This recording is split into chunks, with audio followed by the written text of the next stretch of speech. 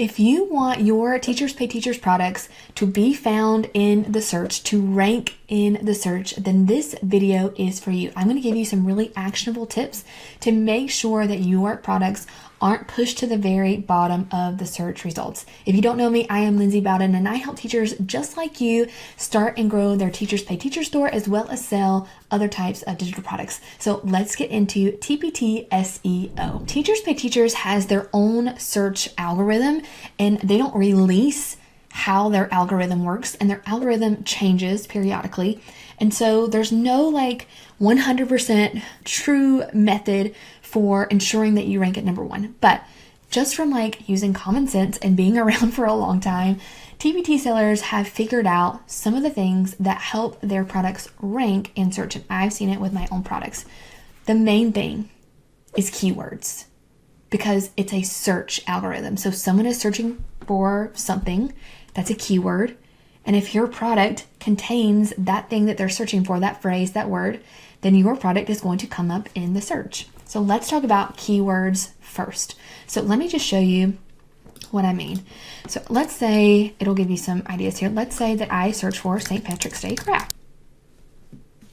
So if the resource has St. Patrick's Day craft in their title and in the description, you see it's highlighted in the description as well, then it's going to show up in search, in the search results. So all of these have St. Patrick's Day craft in one way or another.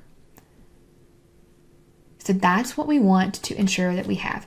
So let me show you some of my products from my store. I create products for, I was showing this in another video. By the way, I show you how to open a TPT store. If you don't have a TPT store already open, you can check that video out. But if you're watching this, you probably do. So what you want to do then is you want to make sure that you are thinking about, if I'm a teacher and I am going to TPT to look for my resource, what would I type in the search?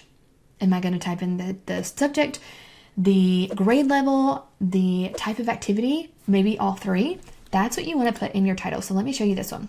This is Box and Whisker Plots, Notes and Worksheets. So first of all, your title can have up to 80 characters, and you want to use that real estate. So you notice I have Box and Whisker Plots. That's a keyword. Notes and Worksheets. That's a keyword. 8th through 10th grade. That's a keyword. Algebra. That's a keyword. I have all of that. That's what people might be searching for. Then I also have that down here in my description. Box and Whisker Plots, guided notes, worksheets, practice problems. And then I also have some of these other keywords that people might be searching for. Range, quartiles, Box and Whisker Plots again, guided notes. So all of that is within my title and my description. Now, here is what I have been using to really up-level my titles and descriptions. There is a new program called Seller Spy. Colleen, the creator, made this specifically for Teachers Pay Teachers sellers. I have the link below in the description below, so make sure you click that and check it out. There is a free account, and then there are paid tiers too. I have the first paid tier, and it has really been fabulous. So let me show you the two that I use. I use the title analyzer. So I'm going to grab my title here. I'm going to copy it, and I'm going to paste it.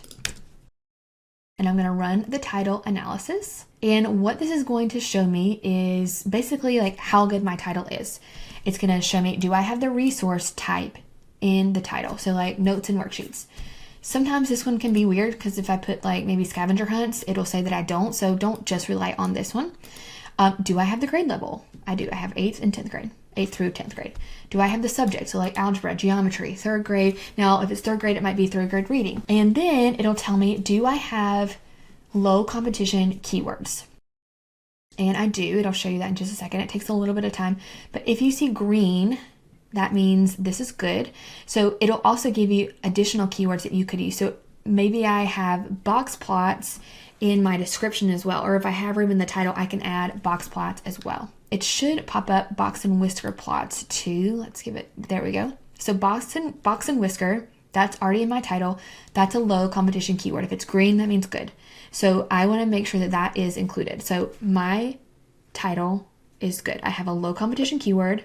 Low competition means that there are not too many resources using that keyword, so I can rank higher in the search because I'm not competing with so many people. I have all of these three things checked off. Resource, remember, can be a little finicky, so if that's an X, don't worry too much about that. So I'm good to go. Another thing that I like to use is the keyword generator. So I'm going to type in kindergarten sight words, generate. So what this can do is it will tell you, obviously that one's going to be high competition. There are tons of kindergarten sight word resources out there. Sight words is, well, it's actually not that high.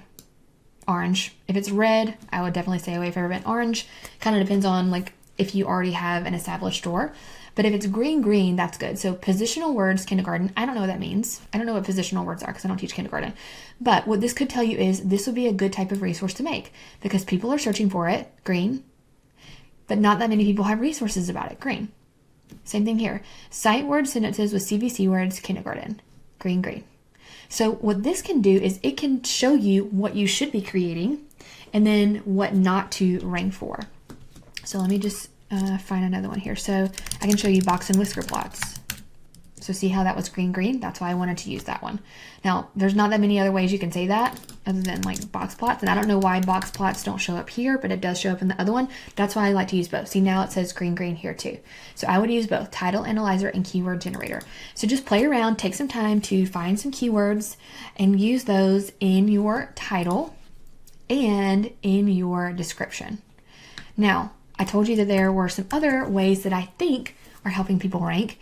One of those is conversions. Now, I don't know this for sure, but it seems like my best sellers rank higher in the search, and that would make sense for TPT to do that because they see, okay, a lot of people are landing on this resource, and then a lot of people are also buying this resource.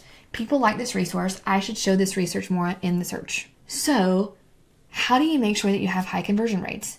Well, that comes with the rest of your resource. That comes with having a nice cover photo, having thumbnails, having a preview. By the way, I teach all of this inside of my program, the Resource Academy, and we give you templates for everything. So definitely check that out. I have a free training below that can help you get started, lindsaybowden.com/training. And then also upload quality resources, because people will buy from you if they know that you have quality resources. So you can't just throw anything up and expect it to sell. You need to learn how to make high quality, professional, engaging looking resources. I'll just show you an example. Since we're on box and whisker plots, I'll show you what mine look like. Now, again, I'm high school math, but in our program, we teach how to make resources for any grade level, any subject area, but see how it's really nice to look at. It's just visually appealing. It's organized. Everything is aligned. I show you all of this inside of my program. Everything is, kind of spaced out so students have room to write. I also include answer keys for all of my products. So it has answer keys. If you're in math, always have answer keys. I think pretty much anything that makes sense with answer keys, you want to have answer keys. Let's just search box and whisker plots and let's see where I am ranking. Okay, so I'm gonna do here.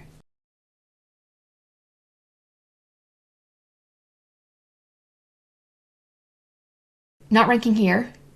Now let's see if I do like add. Let's add here.